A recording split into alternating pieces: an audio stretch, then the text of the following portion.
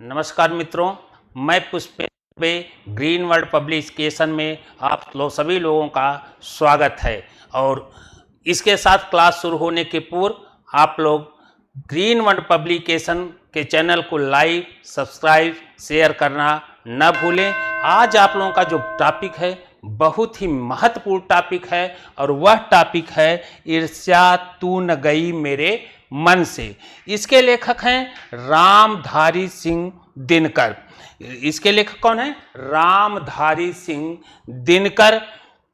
तो इस क्लास को शुरू करने के पहले जैसा हमने अभी बताया कि चैनल को अगर अब तक नहीं आपने लाइक, सब्सक्राइब, शेयर नहीं किए हैं तो इसे जरूर करें और ये आपके लिए भी बहुत ही फायदेमंद है। यहाँ चैनल से जो भी नई नई बातें आपके लिए महत्वपूर्ण हैं वह सारी की सारी आप तक पहुँचे। और इसी के साथ क्लास को हम शुरू करते हैं। तो शुरू करते हैं टॉपिक रामधारी सिंह दिनकर का। हमें पहले क्या जानना है? जीवन परिचय।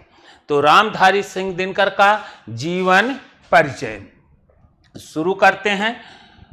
बेहद महत्वपूर्ण टॉपिक है आपके लिए और कितना बढ़िया शीर्षक है एक मानव जीवन के लिए जो आए दिन इस व्यवस्थाओं से कहीं न कहीं पूरी व्यवस्था पाने के बावजूद भी अगर उसके हृदय में ईर्ष्या विद्यमान हो गया, ईर्ष्याल प्रवृत्ति का हो गया, तो सारी व्यवस्थाओं के पाने के बाद भी उसे सुख की अनुभूति नहीं होती। इसे बड़े ही रोचक ढंग से रामधारी सिंह दिनकर ने लिखा है और यह टॉपिक इसलिए भी महत्वपूर्ण है, जीवन के पहलू से जुड़े हुए महत्वपूर्ण पर कितना बढ़िया वृत्तांत। और यह वृत्तांत वर्णन करते समय वहाँ उसका कारण और निदान का भी वर्णन किया गया है इस टॉपिक में। तो शुरू करते हैं, लेकिन उस टॉपिक पर पहुंचने के पहले श्री रामधारी सिंह का जीवन परिचय को हम लोग जाने।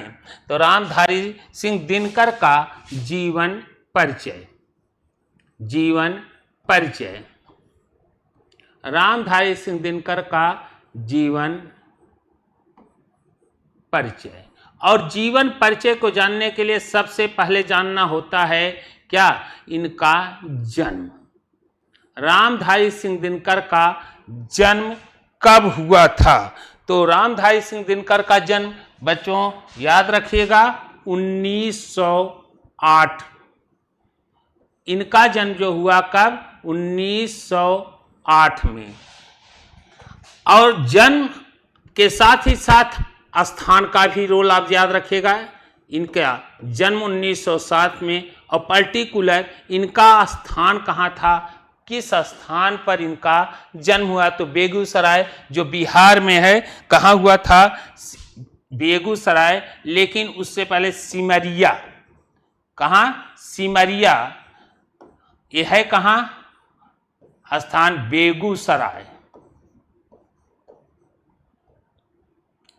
बेगूसराय, सिमरिया, बेगूसराय, बिहार में। ये प्लेस आपके कहाँ है? बिहार में। इनका जन्म हुआ था 1908 में। स्थान सिमरिया, बेगूसराय के बिहार स्टेट के अंतर्गत इनका जन्म हुआ है। जन्म के साथ साथ हम इनकी शिक्षा पर जाएंगे। इनकी शिक्षा के बाद देखा जाए तो इनकी शिक्षा जो हुई है वो बीए। शिक्षा के अंतर्गत हमने क्या देखा? बीए। अब बीए की तक शिक्षा, तो बीए के बाद की घटना को जाने। तो बीए की परीक्षा उत्तीर्ण करने के बाद कुछ दिनों के लिए, ध्यान दीजिएगा, बीए की परीक्षा इन्होंने उत्तीर्ण की और इस परीक्षा को उत्तीर्ण करने के बाद कुछ दिनों बाद ये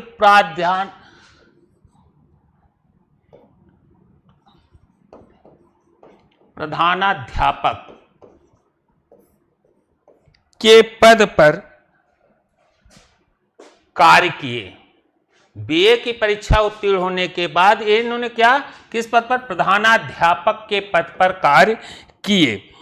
और इसके साथ उच्चतर माध्यमिक विद्यालय में क्या बने, प्रधानाध्यापक के पद पर कार्य किए। उच्चतर माध्यमिक विद्यालय के अंतर्गत प्रधानाध्यापक पद पर कार्य किए और इस कार्य करने के बाद सरकारी सेवा में एक महत्वपूर्ण पद पा रहे हैं। प्रधानाध्यापक के साथ एक सरकारी सेवा के तहत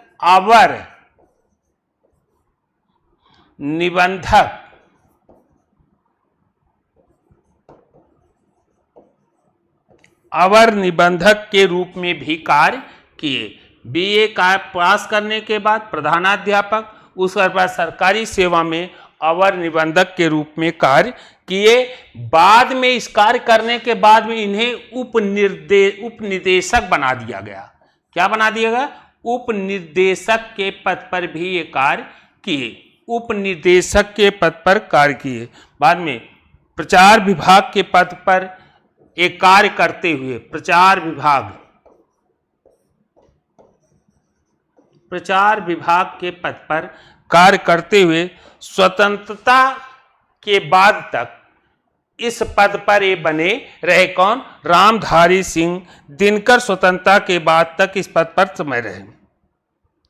और इसके बाद मुजफ्फरपुर में इनके संदर्भ में कहा जाता है लंगटा सिंह इंटर कॉलेज। मुजफ्फरपुर में कहा?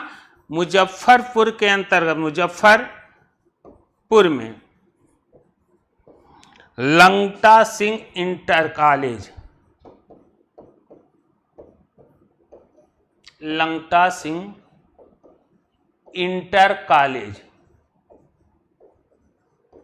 लंगटा सिंह इंटर कॉलेज में हिंदी विभाग के अध्यक्ष के पद पर आसीन हुए। हिंदी विभाग के अध्यक्ष के पद पर सुशोभित हुए। कार्य देखे, बीए करने के बाद प्रधानाध्यापक, इसके बाद अवर निबंधक, इसके बाद उपनिदेशक के पद पर कार्य स्वतंत्रता के बाद तक रहे। उसके बाद लंगटा सिंह इंटर कॉलेज में हिंदी विभाग का अध्यक्ष के रूप में भी कार्य किए। इसके साथ साथ 1900, ये स्वतंत्रता के बाद पे, अब हम लोग चल रहे हैं स्वतंत्रता के पूर्व की, स्वतंत्रता के बाद में देखा जाए कि क्या हुआ। स्वतंत्रता के बाद 1952 में, स्वतंत्रता के बाद 1952 में भारतीय संसद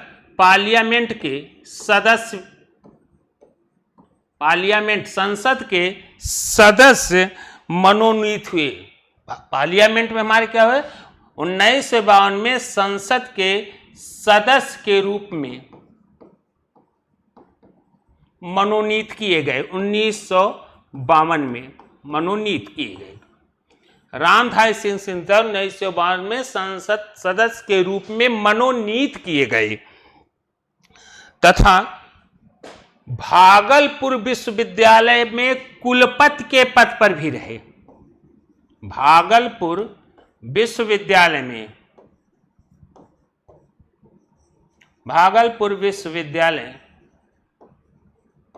में कुलपति के पद पर भी सुशोभित, कुलपति के पद को सुशोभित किया। कुलपति के पद को सुशोभित किया। इसके पश्चात भारत सरकार के द्वारा इन्हें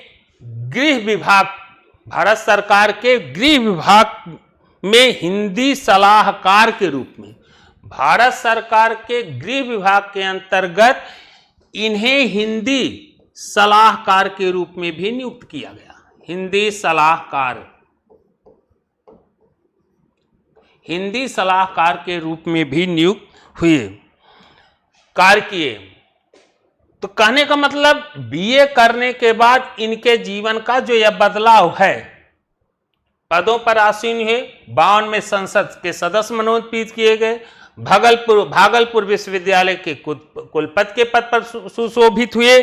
साथ ही साथ सबसे बड़ी बात, रचना के क्षेत्रों में अगर देखें तो रचना में भारत हिंदी साहित्य, हिंदी के गद्य साहित्य के क्षेत्र में इनका एक अनूठा देन है, जो भारतीय हिंदी साहित्य के विकास से लेकर के कहा जाए तो एक अनोखी छवि, एक अनोखा रूप दिए हैं। और इसी के साथ ही साथ उर्वशी की रचना, इनके द्वारा रचित रचना, इनके द्वारा रची गई रचना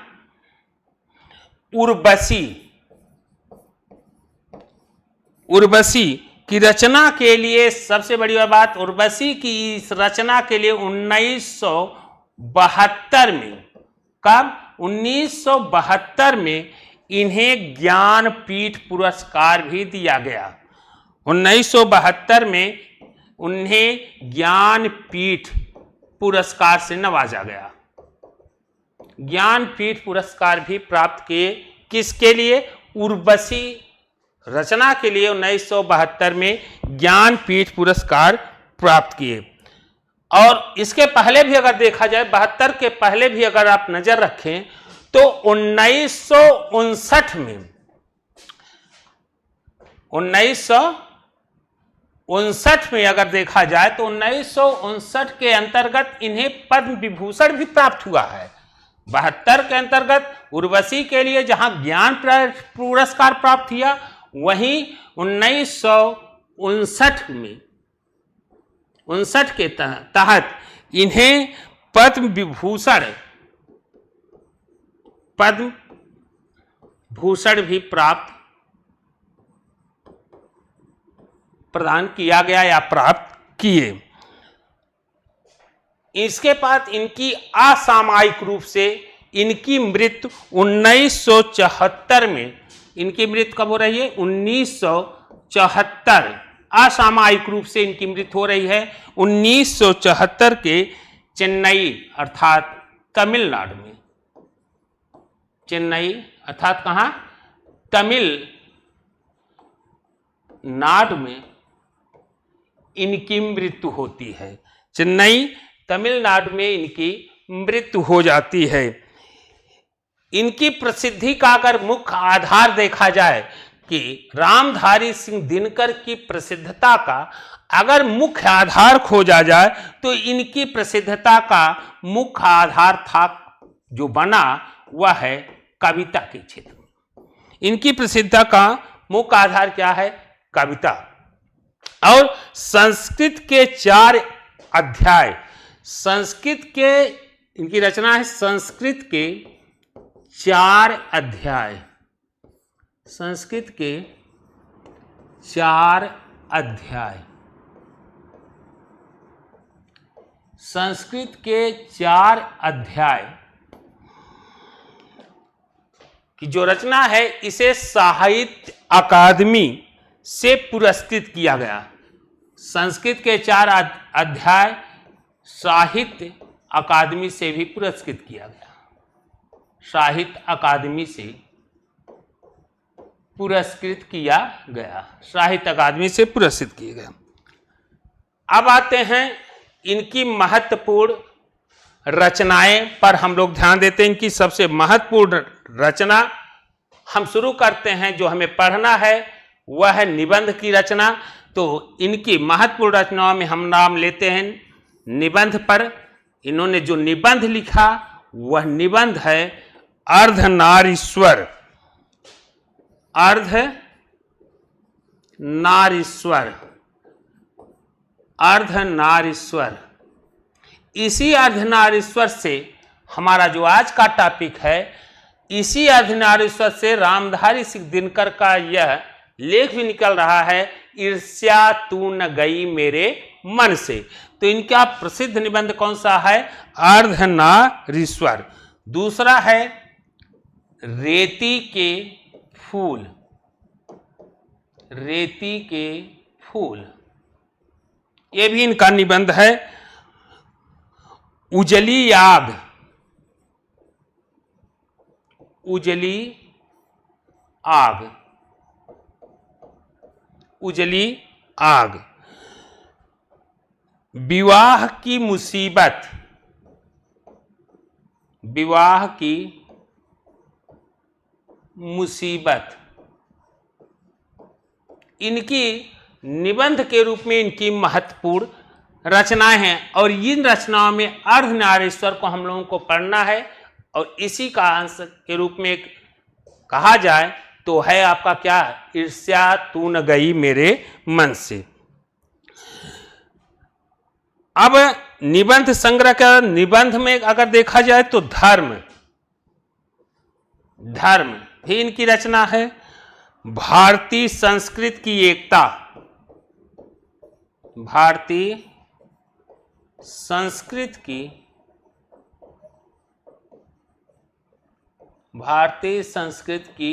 एकता, संस्कृत के 4 अध्याय, संस्कृत के 4 अध्याय,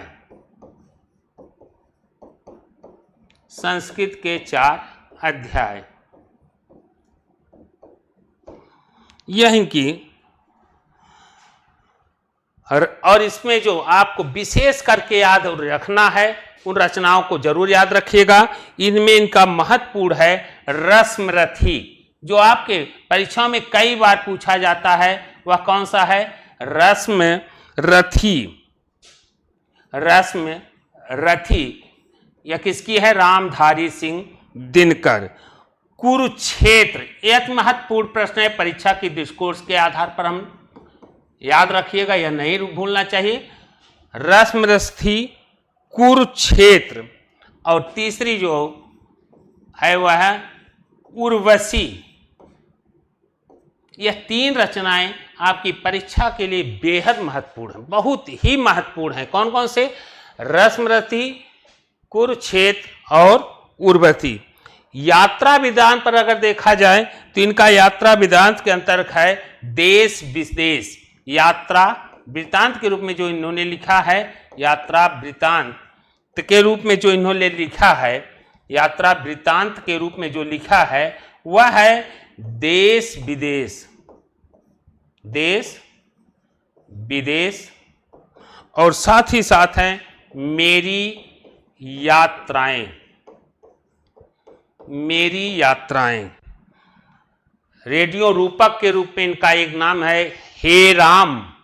रेडियो रूपक के रूप में जो नाम है वह है, रेडियो रूपक के रूप में वह है हे राम।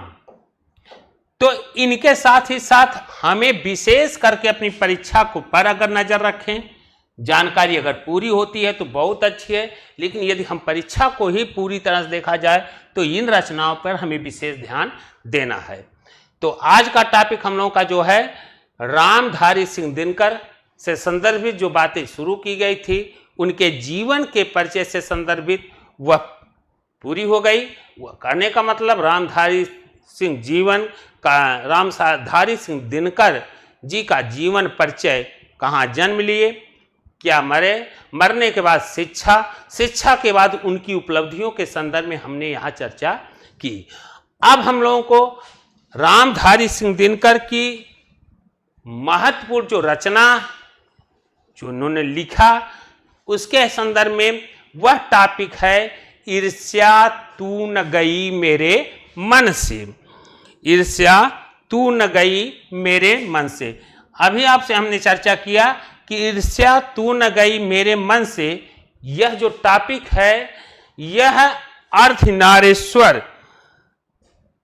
अर्धनारीश्वर पुस्तक से संकलित किया गया है। कौन सा? अब हम अपने टॉपिक पर चलते हैं और टॉपिक हमारा क्या है? ईर्ष्या तू न गई मेरे मन से। ईर्ष्या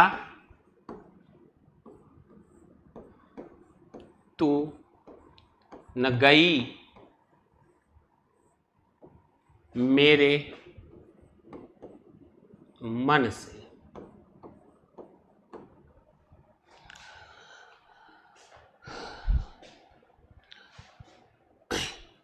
ईर्ष्या तू न गई मेरे मन से रामधारी सिंह दिनकर ने इस लेख को अर्धनारीश्वर पुस्तक से संकलित किया गया और इस अर्धनारीश्वर पुस्तक से संकलित करते हुए ईर्ष्या के संदर्भ में बता रहे हैं, जो मानव जीवन या मनुष्य के लिए यह एक ऐसा शब्द है कि सुख संपदाओं के बीच में रहते हुए सारी संपदाओं से भरपूर जीवन कितना भी क्यों न हो, किंतु यदि साल व्यक्ति है तो अपनी संपूर्ण वैभवता को भी, जो इसके जीवन के लिए महत्वपूर्ण अनिवार्य है, फिर भी वह दूसरों की वैभवता को देख करके ईर्ष्या हो जाता है, कंपित हो जाता है, और यह कंपन, यह भाव उद्विग्न हो जाता है, और इस उद्विग्नता का भाव यह परिणाम निकलता है, यह उसकी उद्विग्नता का वह भाव निकल कर आता है कि जो उसे उसकी संपदा मिली हुई, जो उसे पर्याप्त मिला हुआ है, वह उसका भी वह सुख भोग नहीं कर पाता। वह उस संपदा का उपभोग नहीं कर पाता, बल्कि उस वस्तु के संदर्भ में ही सोचता रहता कि वह मुझे क्यों प्राप्त नहीं हुआ, और उस प्राप्ति के लिए रचनात्मक दृष्टिकोण को भी नहीं अपनाता। अगर किसी विषय वस्तु न होने पर एक ईर्ष्या का भाव उत्पन्न हो, लेकिन अगर उससे को प्राप्त करने के लिए हम रचनात्मक प्रक्रिया की तरफ जुड़े, अपना दृष्टिकोण रचनात्मक हो, तब तो अच्छी बात है। लेकिन रचनात्मक न हो करके इस भाव से कटुता रहती है कि अपनी तो वैभवता को हम उपयोग नहीं कर पाते, अपने विषय वस्तु की सार्थकता को आगे बढ़ा नहीं पाते, दिन रात हमारा सोच एक निगेटिव हो जाता, और उसी के संदर्भ में सोचते रहते हैं, और उस सोचने का पर्याप्त होगा कि बढ़ने का जो पायदान है, जिससे आदमी बढ़ सकता है, उसे छोड़ करके दिन रात उसी की आलोचना प्रत्यालोचना करता रहता है। इसी भाव को आचार्य रामचंद्र शुक्ल ने बड़े ही अच्छे ढंग से वर्णन करते हुए यह वर्णन किया कि ईर्ष्या, पहले ने इन्होंने अपने लेख के आधार पर आप पढ़ेंगे कि उस लेख में यह शब्द इन्होंने इंगित किया कि ईर्ष्या की उत्पत्ति होती कैसे है। ईर्ष्या की उत्पत्ति इस पूरे लेख में रामधारी सिंह दिनकर का जो मूल भाव छिपा है, वह सिर्फ यह है कि ईर्ष्या है शब्द, और इसी के माध्यम से बताने चाह रहे हैं रामधारी सिंह दिनकर जी कि ईर्ष्या की उत्पत्ति का कारण, यह अपने लेख में बड़ा ही अच्छे ढंग से लिखा रहे हैं कि ईर्ष्या की उत्पत्ति का कारण क्या है। यह उत्पत्ति का सबसे पहला बिंदु है कारण, और इस ईर्ष्या की उत्पन्न होने पर कारण तो है, लेकिन इसकी उत्पत्ति अगर हो गया तो इससे हानियां क्या है, इससे क्या बताया जा रहा है। इस ईर्ष्या के हो जाने से उससे हानियां क्या होती हैं।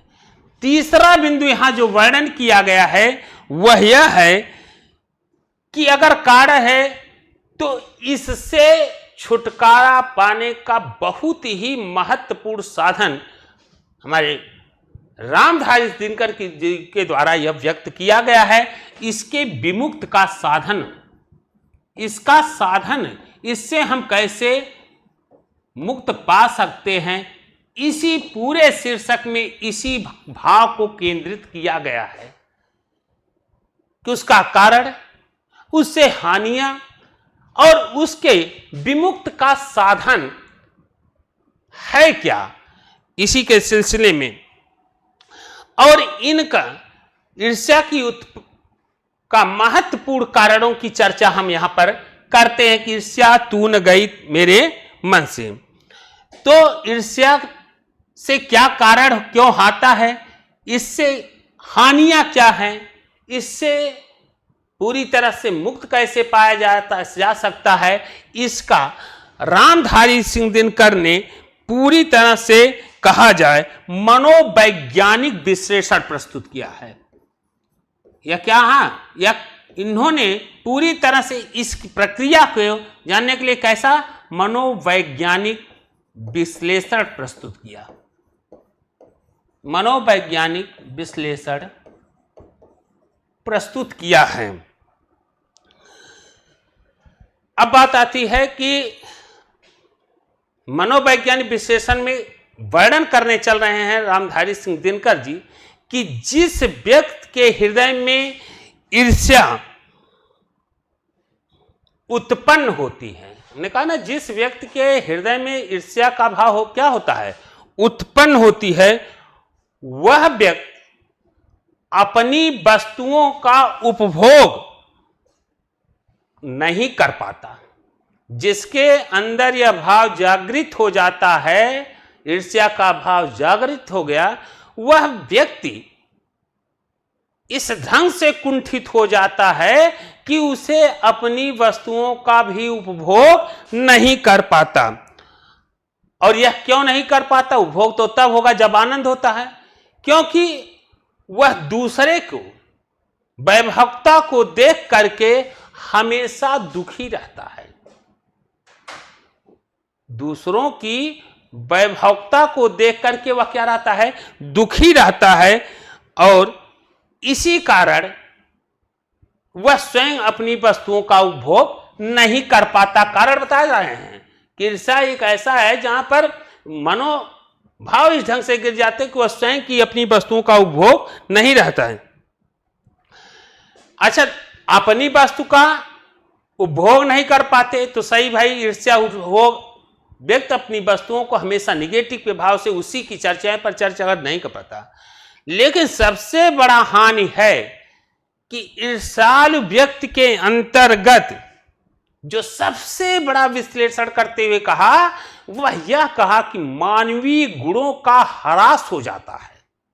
जो उनके अंदर गुण विद्यमान हैं, ऐसे गुणों का यहां कह रहा है कि उनके मानवीय गुणों का ह्रास हो जाता है। मानवीय गुणों का क्या होता है? जो होना चाहिए उसमें हरासमेंट आ जाता है। अब यह पूरी वर्णन करने चल रहे हैं रामधारी सिंह ने। मेरे घर के, आपकी किताब में मेरे घर के लिखा है कि मेरे घर के दाहिने एक वकील जी रहते थे। वकील रहते हैं, लेखक का भाव देखिए कि मेरे घर के दाहिने की तरफ वकील है, और वकील के संदर्भ में कहा कि वकील की वैभवता चाहे पारिवारिक हो चाहे संपत्ति से संबंधित हो, पूरी तरह से कहा जाए बड़ा ही अच्छा था। उनकी वैभवता इस ढंग से था कि बच्चे, पत्नी, नौकर बड़े ही अच्छे मिजाज के थे, बड़े ही अच्छे थे। मृदुभाषी पत्नी थी, जो एक परिवार में अच्छे परिवार की कहा जाए परिभाषा दी जा सकती। इस ढंग से उनका परिवार ही बड़ा ही सुख संपदा से, संपन्नता से, प्रसन्नता से गूंज रहा था। अब जिसके परिवार में बच्चे, नौकर, पत्नी सब प्रसन्न हों, सब मृदुभाषी हों, ऐसे परिवार को और क्या चाहिए? उसे तो सब लगता है कि उसे तो क्या मिल गया? सब कुछ मिल गया। लेकिन लेखक कह रहा है कि वकील साहब को वास्तव में सब कुछ प्राप्त है। सब बच्चे अच्छे हैं, नौकर अच्छे हैं, पत्नी मृदुभाषिणी है। लेकिन प्रश्न यहां फिर बन गया कि वकील साहब अत्यंत दुखी हैं। अब दुखी हैं क्या? दुखी होने के सिर्फ एक पीछे यहां वर्णन किया जा रहा कि दुखी इसलिए हैं कि उनके बगल में LIC एजेंट विभव रहता, और विभव की वैभवता को देख करके इनके अंदर कहीं न कहीं ईर्ष्या का भाव जग जाता है। उनकी वैभवता को देख करके इनके अंदर ईर्ष्या का क्या होने लगता है? ईर्ष्याल हो जाते हैं, जलन होने लगते हैं। और उसकी समृद्धता पर वकील साहब का कलेजा जलता रहता है, रात दिन सिर्फ उसी के संदर्भ में सोचते रहते हैं। सब कुछ पाने के बाद लेकिन एजेंट की सुख सुविधा को देख करके इनके हृदय में उसके प्रतिभाव का हमेशा हिस्सा जगता रहता है। और सबसे बड़ी एक अनोखी बात यह रामधारी सिंह दिनकर जी ने लिखा है कि ईर्ष्या का यह एक प्रमुख वरदान है। बहुत अच्छा शब्द है कि ईर्ष्या का यह प्रमुख क्या है, वरदान है कि जिस मनुष्य के हृदय में यह भाव उत्पन्न होता है, किसका, ईर्ष्यालु का, जिस मनुष्य के हृदय में ईर्ष्यालु का भाव उत्पन्न होता है वह उसी को जलाती है। यहां जलाती का मतलब उसे घर बना लेती है, उसी के भाव को, उसी में जिसके हृदय में यह भाव जगेगा उसी को वह जलाती रहती है, घर बन जाती है। और उसे उन चीजों से आनंद नहीं आता जिससे आना चाहिए। उनके पास जो भी वस्तुएं हैं, जो भी चीजें हैं, उसमें वह सुख न दे करके उनकी भौतिकता के नाते रात दिन वह दुखी रहते हैं। और दुख का परिणाम यह होता है, जब दुखी होता है ईर्ष्यालु व्यक्ति, तो अपने अभाव के दिन जिस वस्तु के कारण उन्हें यह ईर्ष्या उत्पन्न हुई है, दिन रात उसी पर सोचते सोचते एक नई बात उसके हृदय में आ जाती है। दिन रात वह व्यक्ति अभाव को दिन रात सोचते सोचते वह सृष्टि की प्रक्रिया को ही भूलकर विनाश की तरफ आगे बढ़ जाता है। विनाश की तरफ आगे लेखक क्यों कर रहा है कि वह अपनी प्रक्रिया को छोड़कर लगातार विनाश की, क्योंकि विकास का पथ कर्तव्ययुक्त कार्य करने में होगा। आलोचना, ईर्ष्या, जलन से उसमें कुंठा आ जाती है। तो यहां कब कह रहे हैं, उन्नत के लिए उद्यम करना छोड़कर वह दूसरों को की हानि पहुंचाने के लिए दिन रात सोचता रहता है। और इसका परिणाम यह होता है कि जो उसे अपने कर्तव्य अपने भाव से करने का बोध होना चाहिए तो वो बिल्कुल वह भूल जाता है। फिर आगे करें, ईर्ष्यालु की बड़ी बेटी का नाम, यहां बड़ा अच्छा लिख रहे हैं कि ईर्ष्यालु की बड़ी बेटी का नाम निंदा है। ईर्ष्या की बड़ी बेटी का नाम इन्होंने क्या कहा, निंदा है। और ईर्ष्यालु व्यक्ति जब कहीं जाता है तो एक ही काम है, निंदा करना, उसकी बुराई करना, जिसकी वजह से वह जिस वैभवता के, जिस उसकी प्रगति के कारण ईर्ष्या उत्पन्न हुई है, उसी की चारों तरफ समाज में क्या करना, निंदा करना। और इस निंदा करने से उसका हृदय क्षण भर के लिए खुश हो जाता है और दूसरे की निंदा करता रहता है। लेकिन यह निंदा व्यक्ति दूसरों की निंदा कर करके स्वयं अपने लोगों के, अपने मित्रों के बीच में स्वतः गिर जाता है। मगर उसे यह लगता है कि मैं जो निंदा कर रहा हूं, जिससे मुझे उसकी वैभवता से, उसके गुणों से जो मुझे दुख है, यह समझकर जो है ईर्ष्या करता है, उसके अंदर यह भाव जरूर विद्यमान रहता कि मैं जो उसकी बुराई निंदा कर रहा हूं उससे उसका सामाजिक या उसका आर्थिक या उसकी व्यवस्था गिर जाएगी। लेकिन ऐसा होता नहीं कि निंदा से अमुक व्यक्ति का सामाजिक स्तर गिर जाए, ऐसा कहीं होते हुए दिखाई नहीं देता। दूसरों की गिराने की कोशिश तो अपने आप, वहां दूसरों का कारण है कि दूसरों की गिराने की कोशिश तो अपने को बढ़ाने की कोशिश नहीं है। दिनकर जी का कहना है दूसरों के गिराने की, समाज में निंदा करके दूसरों की गिराने की कोशिश अपने आप को बढ़ाने की कोशिश नहीं मानी जाती। इसका कारण है संसार में कोई भी व्यक्ति मनुष्य निंदा से नहीं गिरता और पतन का उसका अगर उसके पतन का सबसे प्रमुख कारण है तो सद्गुणों का ह्रास होना। उनके पतन का अगर ईर्ष्यालु व्यक्ति के पतन का अगर कारण होता है तो उसके सद्गुणों का ह्रास होना। उन्नत तभी होती है जब व्यक्ति सद्गुणी होता है, शांत प्रीता होती है, चरित्रवान होता है, निर्मल होता है, तभी उसका विकास संभव है। ईर्ष्या का काम जलना है। संसार में सबसे पहले वह उसी को जलाती है जिसने ईर्ष्या किया है। अब जिसने ईर्ष्या किया उसी को जलाती है चिंता। और यहां तक कहते हैं चिंता, ईर्ष्या से जो चिंता होती, चिंता चिता के समान धधकती रहती है। जिस किसी को चिंता ने पकड़ लिया वह अपने कर्तव्य का नहीं बल्कि अपने उसी चित्त में रह करके लगातार अपने आप को नुकसान करता रहता है। ईर्ष्या से किसी अच्छी विषय वस्तु को प्राप्त नहीं किया जा सकता बल्कि उसे निंदनीय, उसे अनुकरणीय न बना करके बल्कि निंदा करने वाले की स्वतः निंदा होती रहती है। और सबसे बड़ी बात कहा कि चिंताग्ध व्यक्ति, चिंतित हुआ व्यक्ति की मदद तो समाज उसके ऊपर दया करती है। जो चिंतित है, जो दुखी है, उसकी समाज के द्वारा मदद की जा सकती है, किंतु ईर्ष्यालु व्यक्ति अपनी जहर की चलती हुई गारंटी गठरी के समान वह हमेशा लगातार जलता रहता है। उसे समाज के द्वारा भी कोई सहयोग प्राप्त नहीं किया जाता। समाज के द्वारा उसे सहयोग किसी भी प्रकार से प्राप्त नहीं होगा।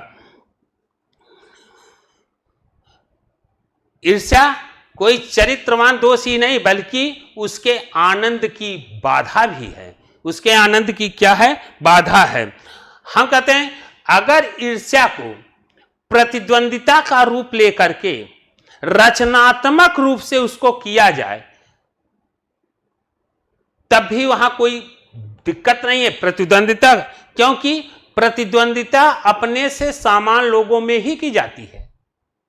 इस पर उदाहरण देते हुए कहा है कि यह प्रतिद्वंदिता संसार रूपी संसार में पूरी तरह से अगर कहा जाए तो अपने समकक्ष के संदर्भ में ही की जाती है। यहां उन्होंने वर्णन करते हुए रसेल को चित्रित किया है। रसेल के अनुसार शायद जो नेपोलियन की प्रतिस्पर्धा किससे थी? सीजर से। और सीजर का उन्होंने वर्णन किया सीजर का सिकंदर से और सिकंदर का हरकुलिस से। और हरकुलिस के संदर्भ में लिखा जा रहा है कि इतिहास में जिसका वर्णन नहीं है। तो ईर्ष्या की भावनाएं होती हैं रचनात्मक रूप से अपने प्रतिद्वंदियों के बीच में। कभी ईर्ष्या ऐसे व्यक्ति से के बीच में नहीं जाती जिनका स्तर बहुत लो हो और उस किसी का स्तर बहुत हाई हो। यह ईर्ष्या का जो भाव होता है अपने समकक्षों के बीच में ही होता है। ईर्ष्या का एक पक्ष सचमुच लाभदायक हो सकता है। ईर्ष्या का एक पक्ष सचमुच लाभदायक हो सकता है और वह है कि हर जात, हर आदमी, हर लोग अपने आप को प्रतिद्वंदिता के समकक्ष बनाना चाहें और उसको रचनात्मक रूप में आगे बढ़ाएं, तब तो यह लाभदायक हो सकता है। लेकिन यह रचनात्मक हो। अक्सर ईर्ष्यालु व्यक्ति यह महसूस करता, क्या करता? अक्सर ईर्ष्यालु व्यक्ति यह महसूस करता है कि ईर्ष्यालु व्यक्ति यह महसूस करता, क्या महसूस करता है? ईर्ष्यालु व्यक्ति यह महसूस करता है कि जो उसके भीतर नहीं है वह कोई वस्तु है। जो इस सबसे पहले यह क्या कहता है कि ईर्ष्यालु व्यक्ति महसूस करता है जो उसके भीतर नहीं है, जो उसके भीतर नहीं है वह कोई वस्तु है। ईर्ष्यालु व्यक्ति सबसे पहले यही करता है जो उसके भीतर नहीं है वह क्या है? वह कोई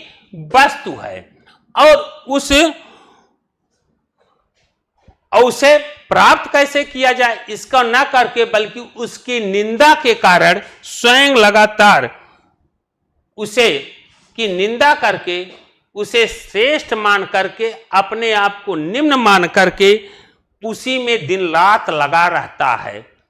उसकी निंदा करके, उसको श्रेष्ठ मानकर लगातार उसकी निंदा करके उसी में दिन रात वह लगा रहता है। वे लोग भी आपस में शायद, लेकिन यह नहीं समझ पाता कि जिसकी हम निंदा कर रहे हैं, हो सकता है वह लोग भी आपस में शायद क्या हो, असंतुष्ट हों। शरीफ लोग यह सोचते हैं, अब ईर्ष्याल व्यक्ति के संदर्भ में यह वर्णन किया गया कि ईर्ष्याल व्यक्ति क्यों कर रहा है, सिर्फ इसलिए कि जो वस्तु उसके पास है वह महसूस किया जा रहा कि मेरे पास नहीं है। ठीक है, जाति समाज राष्ट्र के नाम में एक प्रतिद्वंद्विता ईर्ष्या हो, लेकिन वह ईर्ष्या रचनात्मक रूप से होनी चाहिए। लेकिन निंदा करने वाला ईर्ष्याल व्यक्ति के संदर्भ में जब शरीफ व्यक्ति सोचता है कि यार इसकी तो मैंने कहीं निंदा नहीं किया, आवश्यकता पड़ने पर जहां तक हो सका सहयोग किया, फिर भी इसके द्वारा क्यों निंदा की जा रही है। और उसकी निंदा का सिर्फ एक ही राज है, जो श्रेष्ठ व्यक्ति, अच्छे व्यक्ति का गुण है, वह गुण की वजह से ही उसकी निंदा की जाती है, उसके गुणों के कारण ही उसकी निंदा की जाती है। ईश्वरचंद विद्यासागर का यहां उल्लेख करते हुए रामचंद्र शुक्ल ने कहा, ईश्वरचंद विद्यासागर ने कहा कि तुम्हारी निंदा वही करेगा जिसकी तुमने सबसे ज्यादा मदद की है। ईश्वरचंद विद्यासागर ने क्या कहा, तुम्हारी निंदा वही करेगा जिसकी तुमने सबसे ज्यादा मदद की है। जिसकी भलाई जितना किया है वही आपकी निंदा करते हैं। यहां पर फिर एक नाम देते हैं निश्चय। निश्चय इस बात को आगे बढ़ाते हुए कहते हैं, निश्चय जोर जोर चिल्लाकर हंसते हुए कहता है कि निंदा को आधार बना के कह रहे, निंदा बाजार की मक्खियां हैं। निश्चय ने क्या कहा कि निंदा रूपी ये बाजार की मक्खियां हैं, जो कारण से नहीं, बिना कारण से हमारे पीछे आगे या चारों ओर भिन भिना करके दिखाई पड़ती हैं। ये बाजार की ऐसी मक्खियां हैं जो हमारे चारों तरफ भिन भिनाती हुई दिखाई पड़ती हैं। जब हम सामने रहते हैं तो हमारी प्रशंसा करते हैं, जैसे ही हम पीछे हो जाते हैं तो पीठ पीछे हमारी बुराई करते हैं। ये क्या करते हैं, पीठ पीछे हमारी बुराई करते हैं। और फिर कह रहे हैं कि इनकी हमें परवाह नहीं करनी चाहिए। अपने जीवन को, अपने लक्ष्य को, अपने सद्गुण के विकास के संदर्भ में ध्यान रखते हुए हमें यह चीजों पर नहीं, हमें इन मक्खियों से दूर हटकर, हमें इन मक्खियों से दूर हटकर एकांत का भाव है कि इन दुष्ट लोगों की संगत को छोड़ करके एकांत भाव से हमें अपने नैतिक दायित्व सद्गुणों का विकास करना चाहिए। इनके संदर्भ में सोचना नहीं चाहिए। और ये मक्खियां, ये दुष्ट लोग हमें सजा इसलिए देते हैं, सिर्फ हमें सजा देने का मेन कारण है वह है मेरा गुण। ये मेरे गुणों की वजह से मुझे सजा देते हैं। जिनका चरित्र उन्नत है, उनका हृदय निर्मल निष्पक्ष होता है, और वे कहते हैं इन विचारों से, और अक्सर ये भी है जिनका हृदय और मन स्वच्छ रहता है, वह निंदा करने के बावजूद भी उन बातों पर विशेष ध्यान नहीं देते। जिनका मन निर्मल है, स्वच्छ है, वह बात को इग्नोर करते रहते हैं। और यहाँ कहते हैं इग्नोर करने के बावजूद भी जब हम उनके प्रश्नों का निंदा करने के बाद उनके प्रश्नों का उत्तर नहीं देते, तब भी उनके दिमाग में एक बात बनी रहती है कि घमंडी है। क्योंकि वह चाहते हैं कि हम ईर्ष्या कर रहे हैं, वो भी झुंझला कर हमारी तरह लड़े, तो वे घमंडी कहते हैं। और निंदा का जवाब न दे करके उनके द्वारा क्या कहा जा रहा है, घमंडी। सारे अनुभव का निचोड़ करते हुए निश्चय ने कहा, आदमी में जो गुण महान समझे जाते हैं, सारे निचोड़ों का वर्णन करते हुए निश्चय ने कहा, आदमी में जो गुण महान समझे जाते हैं उन्हीं के चलते मनुष्य उनसे ईर्ष्या भी रखता है। ईर्ष्याल लोग से बचने का उपाय पर हम चलते हैं। ईर्ष्याल लोग से बचने का उपाय यहाँ उपाय बताया जा रहा है। ईर्ष्याल लोग से कैसे बचा जाए। निश्चय कहता है कि बाजार की जो मक्खियां हैं, अर्थात ईर्ष्याल व्यक्ति, शाब्दिक अर्थों में बाजार की जो मक्खियां हैं उनको छोड़कर एकांत में, बाजार की मक्खियों को छोड़कर कहां चला जाना चाहिए? एकांत में। यहां वर्णन करते हुए करें एकांत में, और महान है उसकी रचना और अपने रचनात्मक कार्यों और निर्माणों में आगे बढ़ना चाहिए। एकांत में होकर के अमर और निश्चित तौर से अपने रचनात्मक कार्यों में बढ़ना चाहिए और एकांत की तरफ भागो। जो कुछ हो वह अपने निर्माण में, अपने रचनात्मक कार्यों की दिशा में आगे बढ़ जाए। जो लोग मूल्यों का निर्माण करने वाले हैं वे बाजार में नहीं रहते। जो लोग मूल्यों का, आदर्शों का, अच्छे गुणों का निर्माण करने वाले होते हैं वो बाजारों में नहीं बसते। जहां बाजार की मक्खियां नहीं भिनकती वह जगह एकांत है। जहां बाजार की मक्खियां नहीं भिनकती, दुष्ट लोगों का जहां वातावरण नहीं है, दुष्ट लोग जहां नहीं हैं, या उनसे हट जाना, उनसे दूर होना ही एकांत। एकांत का मतलब नहीं किसी कमरे में बैठ जाना, दुष्ट लोगों का से दूर हट जाना ही एकांत है। यह तो हुआ ईर्ष्याल लोग से बचने का उपाय।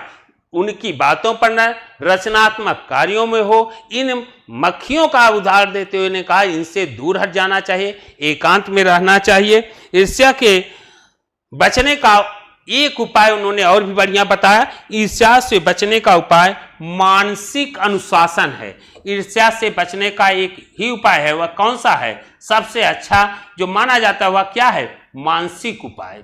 ईर्ष्या से बचने का एक महत्वपूर्ण उपाय है जिसे कहा जाता है मानसिक उपाय। जो व्यक्ति ईर्ष्यालु है, निश्चित तौर से जानिए जो व्यक्ति क्या है? ईर्ष्याल है। उससे फालतू बातों के बारे में सोचने की आदत छोड़ जानी चाहिए।